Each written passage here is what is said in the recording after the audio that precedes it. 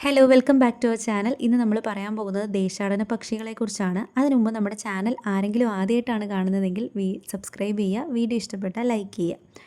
പ്രതികൂല കാലാവസ്ഥയിൽ നിന്നുള്ള രക്ഷയ്ക്കും ഭക്ഷണത്തിനും പ്രജനനത്തിനും വേണ്ടി ചിലയിനം പക്ഷികൾ കൂട്ടത്തോടെ ഒരു ദേശത്തു നിന്നും മറ്റൊരു ദേശത്തേക്ക് പോകുന്നു. കാലാവസ്ഥ അനുകൂലമാകുമ്പോൾ അവ തിരിച്ച് സഞ്ചരിക്കുകയും ചെയ്യുന്നു. കാലാവസ്ഥ അനുകൂലമല്ലാതെ വരുമ്പോൾ അല്ലെങ്കിൽ ഭക്ഷണ ലഭ്യത കുറയുമ്പോൾ അവ മാറി എന്ത് ചെയ്യും? സുരക്ഷിതമായ ചുറ്റുപാടിലേക്ക് അവർ ദേശാടനം നടത്തുന്നു. ദേശാടന സമയം പ്രധാനമായും നിയന്ത്രിക്കുന്നത് പകലിൻ്റെ ദൈർഘ്യത്തിലുണ്ടാകുന്ന മാറ്റങ്ങളാണ്. നമ്മുടെ രാജ്യത്ത് തന്നെ ദേശാടനം നടത്തുന്നവയാണ് നാഗമോഹൻ, വാലുകുലുക്കി പക്ഷി, മണൽപ്പുള്ളുകൾ, മഞ്ഞക്കിളി എന്നിവയൊക്കെ. ഇനി കേരളത്തിലാണെങ്കിലോ കാവ, തങ്കത്താറാവ്, നാട്ടുതത്ത, പുള്ളുനത്ത്. കാവ കൂടുതലും ശിശിരകാലത്താണ് കാണപ്പെടുന്നത്.